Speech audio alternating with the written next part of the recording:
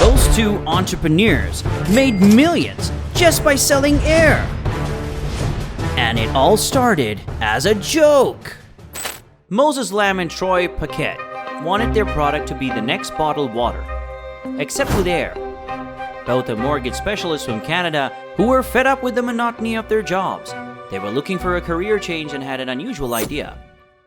It all started in 2014 when we drove to Banff National Park and spent 1 hour swinging a plastic bag around. Later, they listed the plastic bag, the product of their labor, as a ziploc of Canadian air on eBay.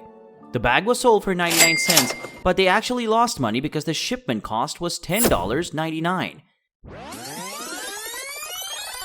As crazy as it sounds, that loss didn't stop them, and they decided to try them again. Surprisingly, the second time, the Ziploc bag with fresh air got sold to an American for $168. Even though they felt bad for the guy who paid that much money for a bag of air, that was a moment of realization.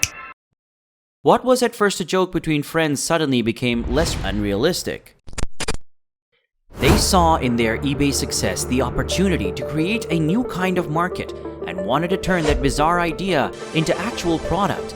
In 2015, they launched Vitality Air, a company that provides fresh and clean air. Moses Lamb was involved in e-commerce and resold things like high-end flashlights, making up to $100,000 a year, and he managed to save a lot of his profits. Troy Paquette, meanwhile, had a background in building, diving, and welding, and prefers being outdoors rather than inside an office. The product itself is an aluminum can with patented inhalation nozzle designed to capture and retain fresh air. Each can contain 160 one-second shots of air, which you inhale through a small device, and the product is robust enough to survive divergent postal systems. In terms of health benefits, Lamb claims it's good for people in countries like India and China to get some fresh air, since some cities are so polluted, and it also may benefit athletes. You can use the product while clubbing because it helps reduce hangovers, Lamb claims. The oxygen will help you get rehydrated again and help those blood vessels not shrink as fast, reducing your headaches.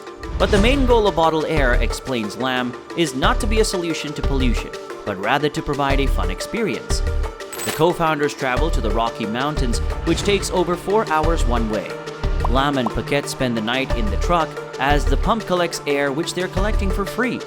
Some of the air goes into a small container to be tested at a lab for safety. Each time they fill 200,000 liters of air, which takes around 40 hours. They fill massive containers through a technology called clean compression, and back at their facility, they fill the delivery cans with air, the company's core product. A bottle filled with the mountain air retails for $32 or about $0.20 per breath. Vitality Air has capitalized on the viral nature of its product. In 2017, 2 Chainz, a famous American rapper, sampled some of the world's most expensive cans of fresh air straight from South Korea and Canada. Co-founder Lamb came to visit 2 Chainz with cans of air that he recently captured from Jiri Mountain in Korea and Banff, Canada. Moses Lamb bought a specifically made can of air with a custom-made diamond filter, which he wished to sell for $10,000. 2 Chainz signed the bottle on Moses' request, and the bottle was sold for $20,000 on Vitality Air's website. However, the feedback was not always positive. During their appearance on TV show Dragon's Den, the company was widely panned considering the co-founders were selling a free natural resource to international metropoles. But just as there was no such thing as bad publicity, Vitality Air has benefited from international media coverage. Given the controversial nature of the product, there was media backlash and many scientists were skeptical about the product. Dr. Sean Aaron, the director of the Canadian Respiratory Research Network, tells us, "There are no studies to suggest that breathing clean air from a can in short bursts has health benefits.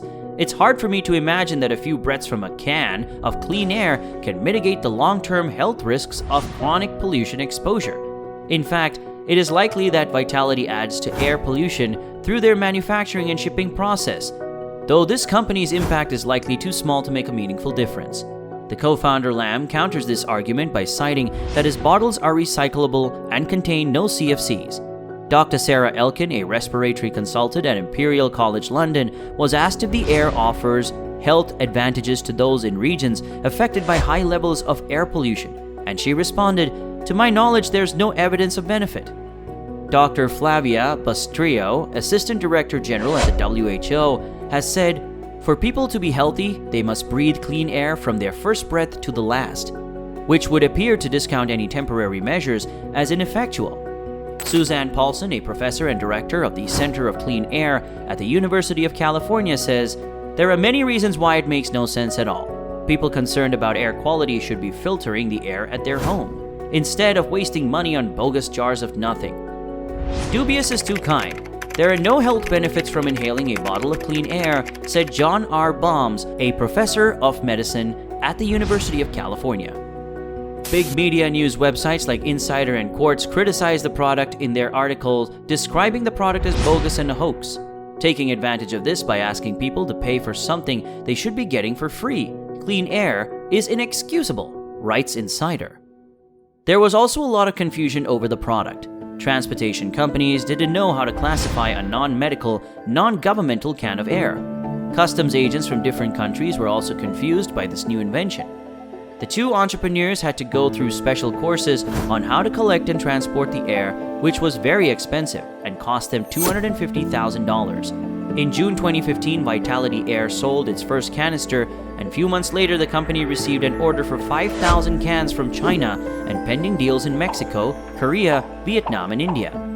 The sales doubled year over year, from 30,000 cans in 2015 to more than 200,000 cans in 2017, and they continue to grow since then. They have invested $1 million in an expansion effort, mostly from Moses Lam. $14,000 on a trailer, $60,000 on a truck. They rented a facility, converted it into clean room to bottle the air. The two founders started receiving emails from potential investors and emails from people asking if the company was public. An investor in Dubai put nearly $500,000. Like, wow, we're not just crazy if other people are willing to give us tens of thousands of dollars just to try and buy a couple little shares in our company, then I think we're onto something for sure, Troy Paquette said. One of the biggest challenges for the controversial company was being taken seriously. A lot of people, in fact, were joking and say, "How do we know it's not fart in a can?" As funny as it sounds, it's no gag to people in polluted countries like China, responds the co-founder. The two entrepreneurs conducted market research on areas with poor air quality and identified a market in Los Angeles, a city at once health-conscious, plagued by cars, and susceptible to wildfires, which fill the atmosphere with toxins. Asia has become a huge market for Vitality Air. The company took on a partner and opened a subsidiary in South Korea called Jiri Air. That air comes from the mountains in the southern part of the Korean peninsula. Target markets include China, India, Vietnam, Russia, Turkey, Iraq, and Kuwait. When Vitality Air markets its products to a wide range of potential clients, gamers, athletes, office workers, the company has found many of its customers coming from China and is having a hard time keeping up with the demand from China. These Chinese websites keep crashing, and when the air is bad, they see spikes in sales. Air pollution is an important public health concern in China, and clean air has become a commodity worth paying for. Nearly 40% of China's population is subjected to air, that is, by air quality index standards, very unhealthy. Of the 500 cities with the worst air pollution, China occupies 285 spots, and 7 of the 10 most air-polluted cities in the world are in China. In cities such as Beijing, Chinese scientists have warned that toxic air pollution is now so bad that it resembles a nuclear winter. 1.6 million deaths in China are attributed to air pollution each year, or about 4,400 per day. On certain days in northern China, the air is so thick that skyscrapers are obscured and flights are cancelled. Environmentalists call it airpocalypse. A number of entrepreneurs are capitalizing on the air pollution crisis, and the competition is heating up. A growing number of companies are compressing and bottling fresh countryside air and selling it online. Currently, one of the biggest Vitality Air competitors is Boost Oxygen. Boost Oxygen's appearance on Shark Tank and having one of the largest deals on the show with Kevin O'Leary gave them a huge boost and made them one of the leading companies in the bottled air market. Their product is mainly used by athletes for recovery and performance, older adults for an active lifestyle, and those experiencing poor air quality. It may sound like a joke, but the idea is to raise awareness and provide people with fresh air at a price. The co-founders of Vitality Air see that as validation for their idea and claim that nothing can compare with the air they capture in Banff. "We literally take the cleanest air in Canada.